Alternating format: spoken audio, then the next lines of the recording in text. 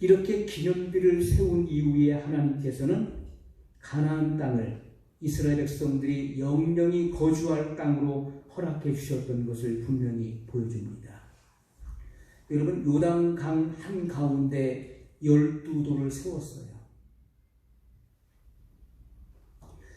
이제 물이 합쳐졌을 때 그들이 요단을 건넌 이후에 물이 다시 흐르게 됩니다. 물이 합쳐져서 물이 깊을 때는 그 12돌은 그들의 눈에 보이지 않는 거예요. 그러나 물이 감소했을 때는 그 12돌의 그 위층이 보이게 되는 것이죠.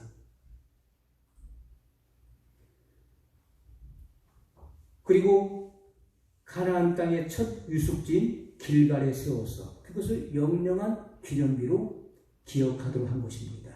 그래서 훗날에 그의 후손들이 묻기를 이 돌들이 무엇입니까? 라고 묻거든 하나님께서 행하신 그 일들을 간증하게 한 것이지요. 요단강 한가운데 세웠던 그 기념비는 물이 범람할 때는 그 기념비는 보이지 않습니다. 하지만 그 요단을 건넜던 이들의 가슴 속에 세워진 기념비가 된 것이죠. 비록 그들의 눈 속에는 가려졌지만은 그들은 그 요단을 도하게 하신 그 하나님의 놀라운 그 기념비가 그들의 중심에 세워졌던 것이고, 그리고 그것을 그의 후손들에게 증거할 수 있었던 것입니다. 그리고 물이 감소해서 가뭄이 있을 때는 그 돌들이 확연하게 드러나는 것이죠. 그러므로 그의 후손들에게 그 같은 요단을 도하였었던 그 사건들을 가르칠 수 있었던 것입니다. 또 가나안의 첫 번째 유숙지였던 길갈에 세워서 그것을 영영한 기념비로 그의 후손들에게 가르치도록 했었던 그 하나님의 계획을 우리가 볼 수가 있는 것입니다. 여러분, 우리가 이스라엘 백성들이 요단강을 건너서 가나안 땅에 들어가게 된 이 일에 대해서 우리가 깊이 묵상해야 될 부분이 있습니다. 먼저 홍해를 건넌 후에는 미리암이 소고를 들고 소고를 치면서 기념의 노래를 불렀어요. 모든 여인들이 그 뒤를 따라서 춤을 추면서 그렇게 하나님께서 행하신 위대한 일들을 찬양했습니다. 자, 이것은 임시적인 노래였다는 것이죠. 임시적인 노래예요. 이것은 최종적인 승리를 거둔 노래가 아니기 때문에 이것은 임시적인 노래로 보는 것입니다. 이것은 중생의 단계를 말씀하고 있는 것이죠. 이것은 부분적 성결을 의미하는 것이고 성결의 시작을 의미하는 것입니다. 그는 자범죄에서 용서를 받았지만 아직 이 마음 속에 있는 죄의 근성, 죄성으로부터 완전한 자유를 얻지 못한 상태를 우리에게 설명해주고 있는 것이죠. 그러므로 임시적 기념의 노래를 부른 것이죠. 그러나 그것보다 더 탁월하고 뛰어난 그러한 기념, 영원한 기념이 있었다는 것입니다. 그것은 요단을 도하한 후에, 요단강을 건넌 이후에 그들은 영원히 기념하고 영원히 기억될 만한 기념들을 세웠다는 것입니다. 이것은 바로 성결의 은혜를 우리에게 가르쳐주고 있는 것입니다. 사람이 성결케 된 이후에, 거룩하게 된 이후에 하나님께서 약속하신 가나안 땅, 천국에 입성하게 된다는 그림을 우리에게 확연하게 보여주고 있는 것입니다. 누구든지 화평함과 거룩함을 쫓으라, 이런 것이 없이는 아무도 주를 보지 못하리라 말씀하신 주님의 약속의 말씀을 우리는 기억해야 될 것입니다. 아멘. 하나님은 거룩한 하나님이시요 하나님의 보좌는 거룩한 보좌인 것입니다. 아멘. 하나님을 섬기는 천사들도 거룩한 천사들인 것이고 천국의 장소도 구별된 거룩한 장소인 것을 우리에게 보여주고 있는 거예요. 거기는 악한 죄인이 아주 없는 것입니다. 도무지 악한 죄인을 찾아볼 수 없는 곳이 바로 천국이라는 것이죠. 새하늘과 새 땅은 우리에게 이 천국을 확연하게 보여주고 있는데 그것은 거룩한 자들이 들어갈 주님께서 거룩한 자를 위해서 예배해 놓으신 거룩한 초소인 것을 우리에게 분명히 보여주고 있는 것입니다. 그러므로 우리가 주와 같이 되지 않으면 영원한 천국에 들어갈 수 없다는 거예요. 여러분, 우리의 직분이, 저와 여러분이 받은 이 직분이 저절로 우리를 거듭나게 하거나 저절로 성결하게 해서 천국에 들어갈 수는 없는 것입니다. 그러므로 우리는 예수 그리스도를 믿을 뿐만 아니라 성경에 우리에게 명령하고 있는 것처럼 내가 거룩하니 너희도 거룩할지니라. 예수님의 그 명령대로 우리는 거룩함이 입혀져야 될 것입니다. 아멘. 거룩함이 입혀져야 돼요. 아멘. 성결의 사건은 우리로 하여금 우리 속에 있는 죄의 근성, 원죄로부터 자유케 할 뿐만 아니라 주님의 사랑이 입혀지는 것이고 주의 거룩함이 우리에게 입혀지는 그런 사건인 것입니다. 아멘. 그러므로 거듭난 모든 그리스도인들은 성결의 은혜를 사모하고 아멘. 우리 자신을 완전히 주님 앞에 헌신할 때 순간적으로 입혀지는, 순간적으로 받는 이 성결의 은혜를 더욱더 사모해야 될 것입니다. 아멘. 여러분, 그러므로 우리가 기념가와 기념비, 홍해를 건넜을 때는 기념가를 불렀어요. 그러나 요단강을 건넌 이후에는 영영이 잊을 수 없는 기념비를 세웠던 것을 우리에게 분명히 보여줍니다. 자, 우리가 이 기념가를 생각할 때 이것은 성도들이 회개할 때 간절한 부르짖음이 있는 거예요. 여러분, 우리가 회개할 때 어떻습니까? 회개할 때 오늘날 많은 사람들이 너무나 형식적인 회개, 힘들이지 않는 회개, 그런 거칠이한 그런 회개로 끝나는 경우가 너무나 많습니다. 그렇기 때문에 생각에 변화가 없고 삶에 변화가 일어나지 않는 거예요. 회개는 그렇게 하는 것이 아니죠. 우리가 지은 죄를 똑같이 말하는 것입니다. 똑같이가 아니라 똑같이 말하는 거예요. 있는 사실 그대로를, 내 감정과 그때 있었던 정황을 숨기지 않고 있는 사실 그대로를 자백하는 것이고 그것을 사실 그대로를 주님 앞에 실토하는 것입니다. 그때 느꼈던 감정을 숨기지 말고 있는 사실 그대로를 똑같이 말하는 거예요. 그리고 그 죄로부터의 완전한 돌이킴의 그런 결단을 고백하는 것이고, 그리고 그 죄로부터 완전한 돌이킴, 그것이 진정한 회개라는 것입니다. 회개가 결코 쉬운 것이 아니라는 것이죠. 죄는 범하기 쉽지만은 그 죄에 대한 회개는 결코 쉬운 것이 아닙니다. 허리가 끊어지는 듯한 고통, 간절한 부르짖음, 이것이 동반돼야 되는 것이죠. 그래야 그 죄로부터의 완전한 돌이킴과 그러한 고통, 여러분, 죄를 회개하는 것이 쉽다면 누구든지 죄를 짓고 회개하기를 밥 먹듯이 할 것입니다. 그러나 그것이 고쳐지지 않는 오늘 우리들의 현실 속에서 그것이 진정한 회개가 아니었음을 우리 스스로가 입증하게 되는 것이고 우리 스스로의 삶 속에서 그것을 발견하게 되는 것입니다. 성도들이 회개할 때 간절한 부르짖음이 있는 거예요. 그래야만 회개한 후에 사죄의 은혜가 임하게 되는 것입니다. 그 지은 죄에 대한 용서의 은혜가 비로소 임하게 된다는 거예요. 그리고 나서 그들에게 뭐가 있습니까? 기쁨의 찬송이 발해진 것이죠. 나도 모르게 내 마음이 기쁘고 내 마음이 평안해서 찬송이 입에서 저절로 나오는, 왜요? 사죄의 은총이 입혀졌다는 증거죠.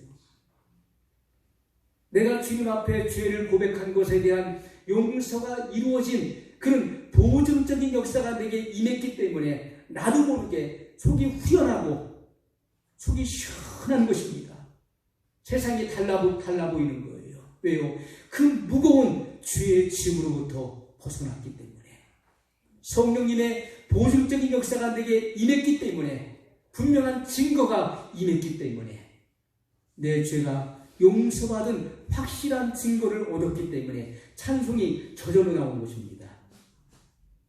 경험해 보신 분들은 다 경험했을 것입니다. 이 같은 은혜가 임해야 되는 것입니다. 그러나 많은 이들이 이 같은 은혜 속에 들어가지 못한다는 것이죠. 너무나 형식적이고 너무나 식상한 그런 회개의 기도로 끝나버리고 마는 것입니다. 그것은 죄의 용서가 이루어지지 않은 것입니다.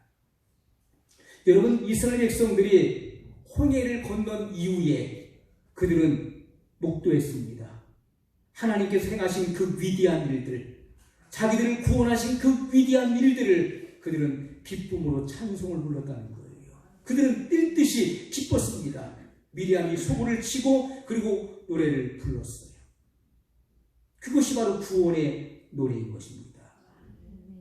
용서받은 사죄의 은총에 대한 기쁨의 노래가 불려진 거예요. 성경은 이같이 죄로부터 용서를 받은 사람, 구원을 얻은 사람의 이 기쁨의 노래를 홍해 도화 사건을 통해서 우리에게 보여주고 있다는 것입니다.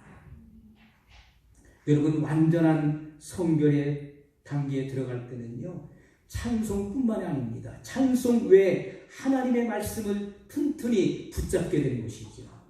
성결의 단계에서는요, 우리가 어떤 눈에 보이는 그런 증거를 필요로 하는 것이 아니라 오직 하나님의 약속을 튼튼히 붙잡게 되는 것입니다. 하나님의 약속 외에는 없는 거예요.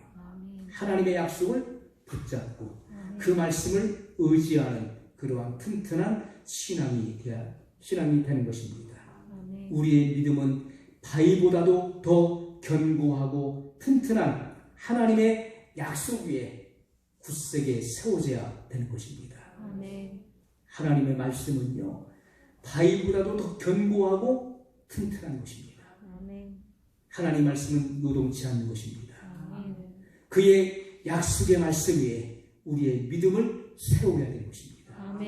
그놈의 말씀을 듣고 행하는 사람은 그 믿음의 주초를 반석 위에 세우는 슬기로운 지혜로운 건축자라고 말씀했던 것이죠.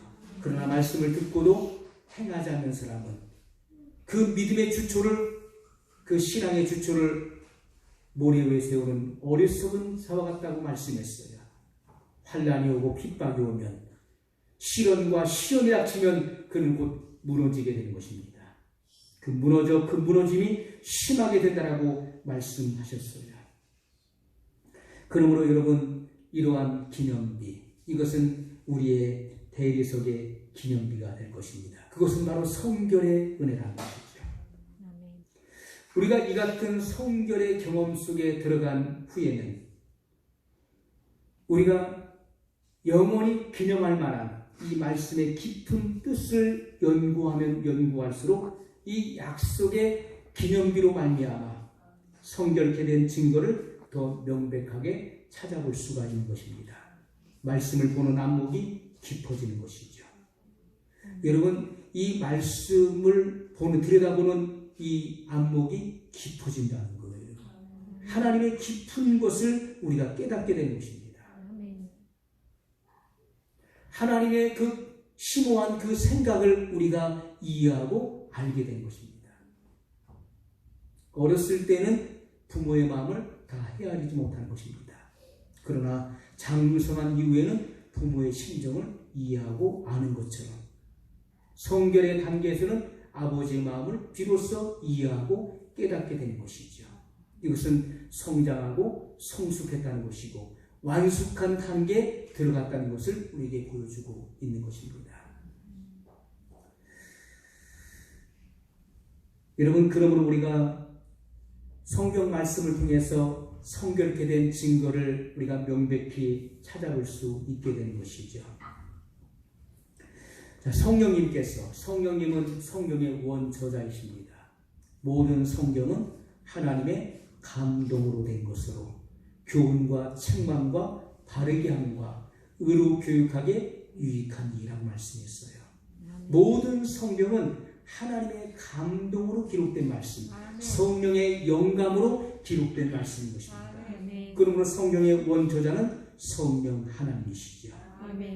성령님께서 이 말씀을 기록하실 때 과거에 있었던 그런 역사를 통해서 이러한 실제적인 역사적 사건을 통해서 역사적 사건을 성경에 기록해 두신 이유가 무엇일까요? 이스라엘 백성들 홍해를 건넌 사건, 그리고 요단강을 건넌 이 사건, 그리고 그들이 승리의 기념날을 부르고 또 영영이 잊혀질 수 없는 이런 기념비를 세우게 한 그 내용들을 기록한 목적이 무엇이겠습니까? 이것은요, 그 후손들에게 그리고 오늘날 구원받은 성도들에게 영적인 교훈을 주고자 하시는 하나님의 깊은 뜻이 그곳에 담겨 있다는 것이죠. 하나님의 의도가 반드시 있다는 것입니다. 우리가 성령의 빛 아래에서 그 하나님의 그 내면의 의미를 깊이 살펴볼 필요가 있는 것이죠. 이 같은 과거의 그런 사적이 우리 신자의 신앙에 적당한 모형이 된다는 것입니다. 이것을 우리는 성경 말씀을 통해서 발견하게 되는 것이죠. 여러분, 하나님께서 시대 속에 기뻐하시는 교역자는 누굽니까? 하나님의 진리의 말씀을 정확하게 증거하는 자일 것입니다. 그는 하나님이 기뻐하시는 자예요. 하나님 말씀을 정확하게 증거한다는 의미는 사람의 낯을 두려워하지 않는다는 의미예요. 사람의 얼굴을 두려워하지 않는다. 오직 죄인들에게 죄를 가르치고 죄를 깨닫게 해서 회개케 하는 목회자가 하나님이 기뻐하시는 목회자라는 것입니다. 여러분, 열왕기상 18장 18절에 보면 선지자 엘리야와 같이 엘리야 선지자가 아합왕을 대했을 때 아합왕이 뭐라고 합니까? 내가 이스라엘을 괴롭게 하는 자가 바로 너냐? 라고 지적할 때 엘리야가 한 말이 무엇입니까? 당신이 여호와의 명령을 버렸고 당신이 바알을 쫓았으므로 이스라엘이 괴롭힘을 당하는 것입니다. 라고 그 아합을 지적합니다. 그는 왕의 얼굴을 두려워하지 않았습니다. 왕의 그 권세 앞에 그는 굴복하지 않았어요. 당신은 죄인입니다. 당신은 회개하지 않으면 당신은 심판을 면할 수 없습니다. 이스라엘이 오늘날 이렇게 괴롭게 된 것은 내 탓이 아니라 바로 당신이 여호와의 명령을 버렸기 때문이고 당신이 바알을 쫓았으므로 이스라엘이 오늘날 같이 괴로움을 당한 것입니다. 회개하시오. 왕의 낯을 두려워하지 않고 담대하게 회개를 증거했었던 엘리야, 그는 하나님이 기뻐하시는 종이었다는 것입니다. 마태복음 3장 7절에 보면 세례 요한과 같이 회개하라, 천국이 가까워왔느니라.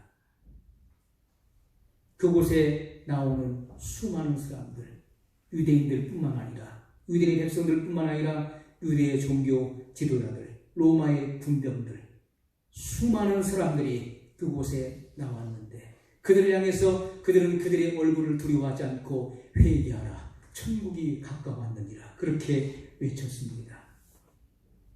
여러분, 사도행전 24장 25절에는 사도 바울과 같이 사도 바울이 벨릭스 총독 앞에서 담대하게 외쳤어요.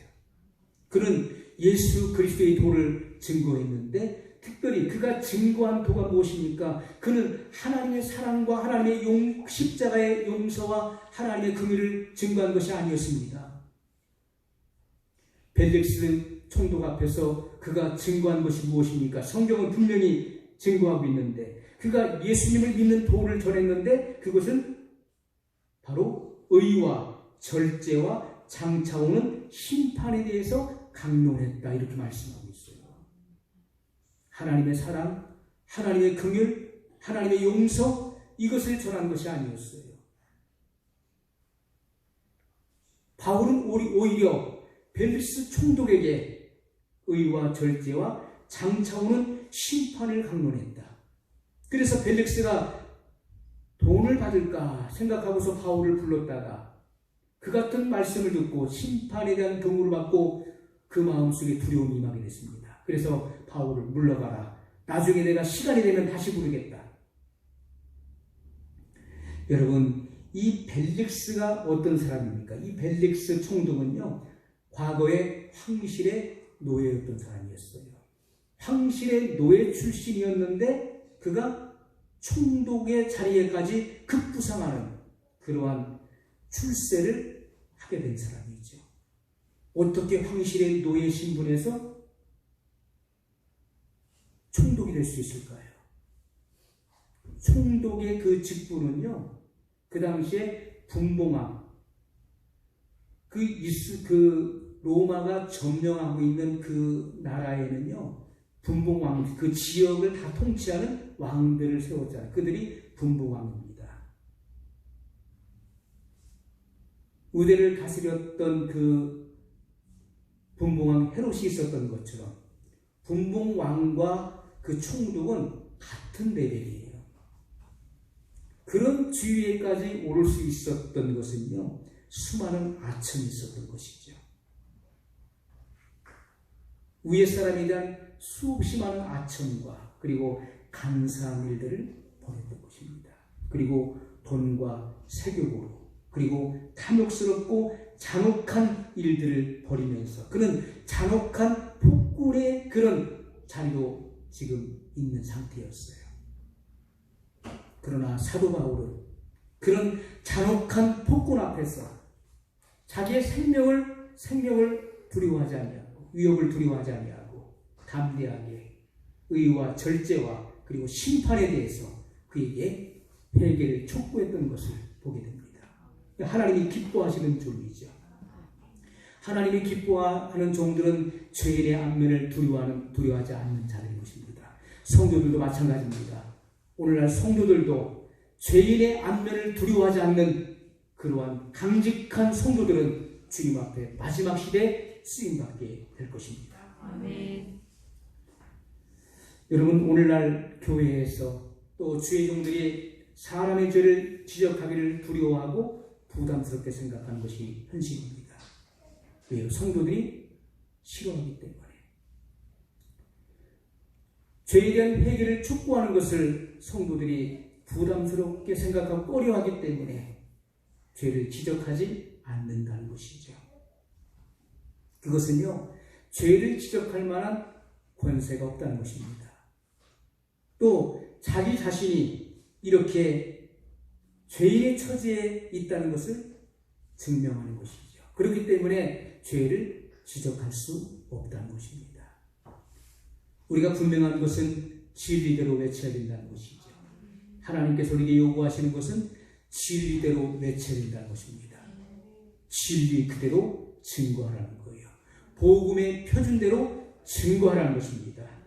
죄를 지적하고 회개하라고 외쳐야 된다는 것입니다. 먼저 누구에게 외쳐야 될까요? 바로 자기 자신에게 외쳐야 되는 것입니다. 죄를 회개하라, 죄를 지적하고 죄를 회개하라고 외칠 대상은 먼저 나 자신이 되어야 되는 것이고, 그리고 다른 이들에게, 죄인들에게 죄를 지적하고 회개할 것을 명령해야 될 것입니다. 여러분, 회개는 전도의 요약인 것입니다. 전도의 요약이에요. 우리가 전도는 무엇입니까? 우리가 전도는 가서 우리 교회로 나오게 하는 것. 우리는 쉽게 그렇게 생각합니다. 전도는 교회로 인도하는 거예요. 그러나 성경에서 말씀하고 있는 전도의 요약, 전도의 내용이 무엇입니까? 전도의 핵심이 무엇입니까? 그것은 회개라는 것이죠. 예수님이 그렇게 하셨고, 세례 요한도 그랬고, 사도 베드로도 그랬고, 사도 요한도 그랬습니다. 모든 주님의 일꾼들이 전도하는데 그 전도의 요약은 바로 회개였다는 것이죠. 죄인에게 회개를 가르치는 것은 전도의 가장 중요한 요소였다는 것입니다. 사람이 회개하지 않으면 완전한 신학이 생기지 않는 거예요. 회개하지 않은 사람은 아직 죄의 신분으로 남아있기 때문에 그는 태어나서 지금까지 살아오면서 그 지은 죄가 청산되지 않았기 때문에 여전히 그런 칭의를 받지 못했기 때문에 죄의 신분에 머물러 있는 자입니다. 그러므로 완전한 신앙이 생기지 않는 것이죠. 회개가 없으면 예수님께서 나의 구주가 되시는 것을 깨달을 수가 없는 것입니다. 진정으로 우리의 마음으로 가슴으로 깨달아지지 않는 거예요. 머리로는 깨달아져도 마음으로는 깨달아지지 않는 것이죠. 회개가 없으면 죄가 얼만큼 무서운지를 알지 못하게 되어 있어요. 그렇기 때문에 죄를 알고도 밥 먹듯이 죄를 짓게 되는 것입니다. 왜요? 죄에 대한 심각성과 죄에 대한 경각심이 일어나지 않는 것이고 죄가 얼마나 큰 무서운 결과를 가져오는지를 이 마음으로 느끼지 않기 때문에 그런 것입니다. 그리고 더 나아가서 구원이 불분명하다는 것이죠. 죽은 이후에 그 구원이 명확하지 않다는 것입니다. 그러므로 우리는 회개를 명확하게 증거할 필요성이 있는 것이죠. 전도의 요약은 한마디로 회개를 증거하는 것입니다. 여러분, 광야에서 외쳤던 세례 요한의 전도 초기에 세례 요한이 뭐라고 했습니까? 마태복음 3장 2절에 회개하라, 천국이 가까웠느니라. 이것은 세례 요한의 전도의 요약입니다. 회개하라, 천국이 가까웠느니라. 그럼 예수님은 어떻게 증거하셨을까요?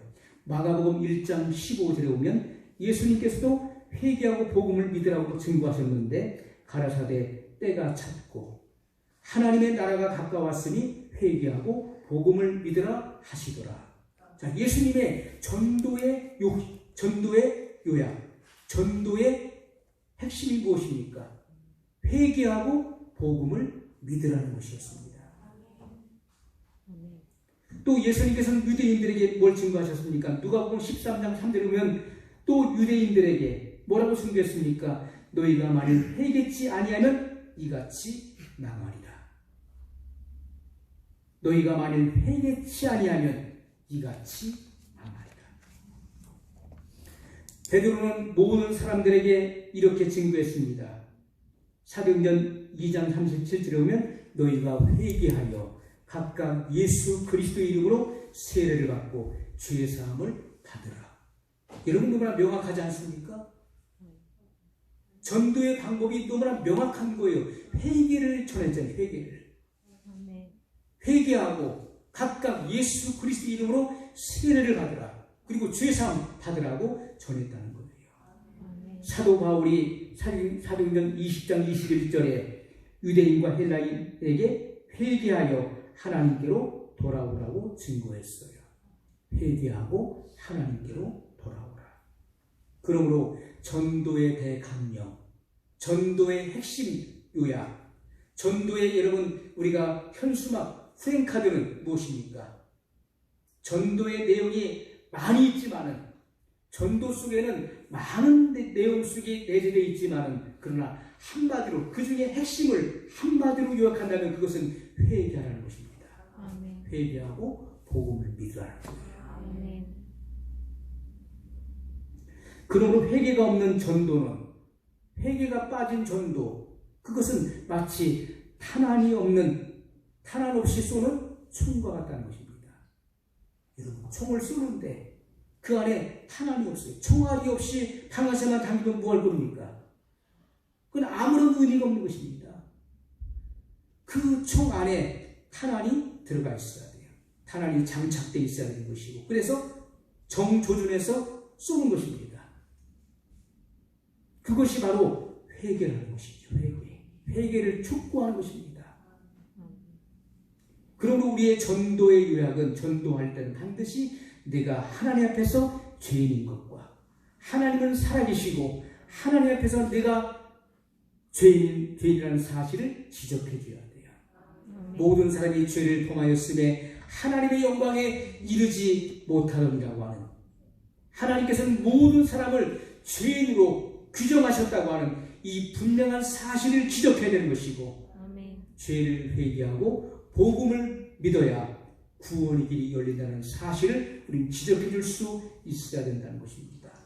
그러므로 우리는 복음적으로 전도하려면 먼저 회개를 가르쳐야 된다는 것이죠. 여러분, 우리는 성경을 다시 보게 되는 것입니다. 과거에 우리는 전도 훈련을 많이 받았습니다. 전도를 쉽게 교회를 소개하고 목회자를 소개하고 교회로 돌아오게 하는 그러한 쉬운 방법을 채택해서 우리는 많이 사용하게 됐었습니다. 그러나 이제는 이 마지막 시대에 우리의 전도의 방법은 성경으로 돌아가서 성경의 진리대로 우리가 증거하는 전도의 방법은 회개를 촉구하고 그리고 죄를 회개하고 주님께로 돌아오라고 하는 이 핵심 내용을 반드시 증거해야 될 것입니다. 회개는 마치 건축할 때 주춧돌과 같은 것입니다. 머릿돌이에요. 주춧돌. 주초가 견고하면 건축도 견고한 거예요. 그러나 주초가 불완전하면 건축도 불완전한 것입니다. 회개는 신앙의 기초가 된다는 것이죠. 여러분, 인프라가 견고하지 않으면 이 기초가 기반이 연약하면요, 문제가 발생하면 쉽게 무너져 버리는 것입니다. 회개는 신앙의 기초가 된다는 거예요. 회개 없는 신앙은 오래갈 수가 없습니다. 작은 시련 앞에서도 갈대와 같이 흔들리는 것이고 꺾여지는 것입니다. 여러분, 신앙이 견고하지 않은 분들은 여러분의 내면에 진정한 회개가 있었는지를 돌아볼 수 있기를 바랍니다. 진정한 회개가 없이는 그 신앙이 견고할 수 없다는 거예요. 왜요? 회개는 신앙의 기초이기 때문에 그렇습니다. 회개가 완전한 사람은 신앙도 완전한 것이고, 회개가 불완전한 사람은 신앙도 불완전하다는 것입니다. 어떤 사람들은 그렇게 말합니다. 어떻게 회개를 먼저 할 수 있는 건가요? 아니, 믿고서 회개하는 것이지 어떻게 회개를 먼저 하고 믿는 것입니까? 순서가 잘못된 거 아닙니까? 우리가 상식적으로 인간의 이성의 지각으로 생각할 때는요, 그래, 우리가 교회에 나와서 예수님 믿은 다음에 죄를 회개하는 것이지 어떻게 회개를 먼저 하고 믿는. 여러분, 성경 진리가 그런 것입니다. 저의 이론을 말하는 것이 아니라 성경 말씀이 그렇게 우리에게 증거하고 가르치고 있는 것입니다. 회개하고 복음을 믿으라. 회개하라. 천국이 가까웠느니라. 회개하고 세례를 받으라. 그리고 죄사함을 얻으라. 이렇게 말씀하고 있잖아요. 여러분, 우리가 일반적으로 가르치는 이러한 내용들이 잘못된 것이지 성경이 잘못된 리가 없는 것입니다. 성경의 분명한 가르침은 먼저 회개하고 난 이후에 복음을 받아들이는 것입니다. 그것이 절차이고 순서라는 것이죠. 오늘날 많은 사람들은 믿은 후에 회개하도록 가르치려고 합니다. 그러나 그렇지 않은 것이죠. 성경에 보면 분명히 회개하고 복음을 믿으라고 증거했지, 믿고 회개하라는 구절은 단 한 구절도 찾아볼 수가 없다는 것입니다. 우리가 신앙생활의 이런 과정들, 저와 여러분이 신앙을 한 지가 어떤 분들은 1년, 2년 또는 어떤 분들은 수십 년, 저는 모태신앙입니다. 여기 모태신앙도 계시죠. 여러분, 우리의 신앙생활의 과정을 한번 잘 관찰해보고 생각해 보십시오. 교회에 수십 년 동안 신앙생활하고 헌신했어도 완전히